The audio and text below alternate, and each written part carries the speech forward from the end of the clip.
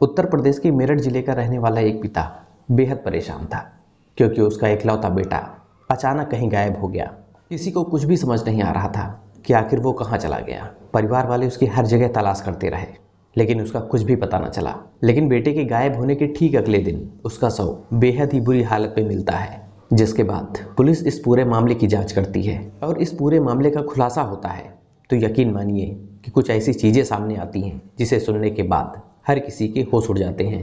जहां मीडिया खबरों की माने तो ये पूरा मामला शुरू होता है 1 नवंबर से, जहां उत्तर प्रदेश के मेरठ जिले के परिछेदगढ़ थाना क्षेत्र में आने वाला एक छोटा सा गांव अगवानपुर और इसी गांव का रहने वाला राहुल जो कि अपने पिता टेक चंद्र का इकलौता बेटा था।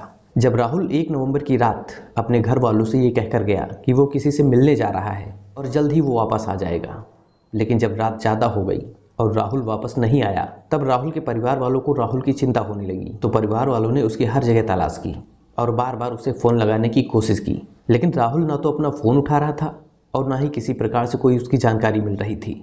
और रात भर पिता टेक चंद्र और गांव के लोगों ने राहुल की हर जगह इधर उधर तलाश करते रहे, लेकिन आखिरकार जब राहुल के मिलने की सारी उम्मीदें खत्म हो गई तब परिवार वालों ने थाने में राहुल की गुमशुदगी की रिपोर्ट दर्ज करा दी। जहां रिपोर्ट लिखने के तत्काल बाद पुलिस ने राहुल की तलाश में अपनी टीमें लगा दी, लेकिन उस रात भी राहुल का कोई भी सुराग नहीं मिला। और फिर अगली सुबह यानी कि 2 नवंबर 2025 को गांव के ही कुछ लोग जंगल की ओर जा रहे थे, तभी अचानक गांव वालों को कुछ दूरी पर कुछ अजीब सा दिखाई दिया। और जब वो लोग वहां पहुंचे तो वहां का नज़ारा देख सबके होश उड़ गए, क्योंकि वहां पर राहुल का शव था जो बेहद ही बुरी अवस्था में पड़ा था। उसे देखकर ये साफ पता चल रहा था कि किसी ने उसको गोली मारी है।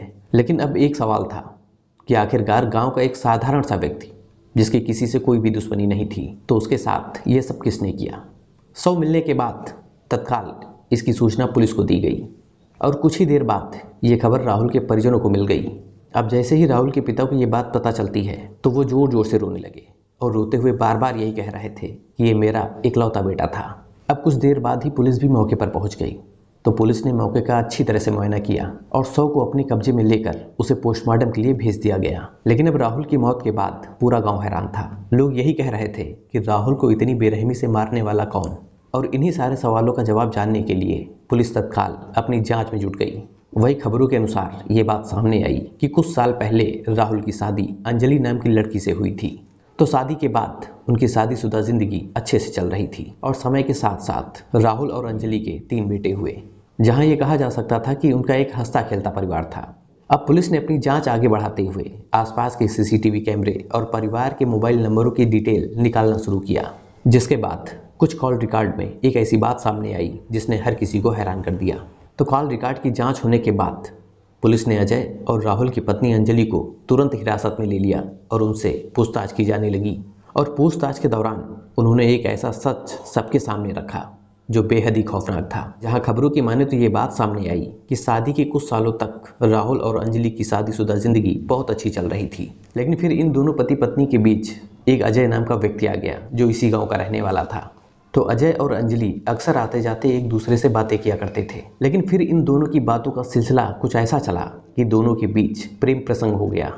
अब जब भी दोनों को मौका मिलता तो दोनों एक दूसरे के साथ ज़्यादा से ज़्यादा समय बिताने लगे। समय बीतता गया और दोनों की नज़दीकियाँ भी बढ़ती गईं। लेकिन इसी बीच राहुल को अपनी पत्नी अंजलि और अजय दोनों के प्रेम प्रसंग के बारे में पता चला, जिसके बाद राहुल और अंजलि के बीच झगड़े शुरू हो गए और आए दिन इसी बात को लेकर दोनों के बीच अक्सर झगड़ा होने लगा। लेकिन फिर भी अंजलि और अजय ने एक दूसरे से मिलना बंद नहीं किया। लेकिन फिर एक दिन राहुल ने अपनी पत्नी अंजलि को अजय के साथ आपत्तिजनक स्थिति में देख लिया, जिसकी वजह से दोनों के बीच एक बार फिर जमकर झगड़ा हुआ। लेकिन फिर भी राहुल ने कई बार अपनी पत्नी अंजलि को समझाने की कोशिश की, लेकिन पत्नी अंजलि ने अपनी पति राहुल की एक भी बात न सुनी। आखिरकार एक दिन अंजलि ने अजय से कहा कि अगर वो हमारे साथ रहना चाहता है तो राहुल को हमेशा हमेशा के लिए रास्ते से हटाना होगा। जिसके बाद दोनों ने राहुल को रास्ते से हटाने का प्लान बना लिया और फिर आई 1 नवंबर की वो रात जिसने पूरे परिवार को बर्बाद कर दिया। उसी रात अजय ने राहुल को मिलने के लिए बुलाया और जैसे ही दोनों आमने सामने हुए तो फिर दोनों का जमकर झगड़ा हुआ, जिसके बाद मौका देखकर अजय ने राहुल पर ताबड़तोड़ 3 गोलियां चला दी, जहां गोलियां लगते ही राहुल की मौका वारदात पर ही मौत हो गई। अब राहुल की हत्या करने के बाद अजय ने अंजलि से कहा कि काम हो गया है, जिसके बाद अजय वहां से भाग गया वहीं पुलिस ने भी अपनी तत्परता दिखाते हुए दोनों आरोपियों को गिरफ्तार कर लिया और न्यायिक हिरासत में भेज दिया।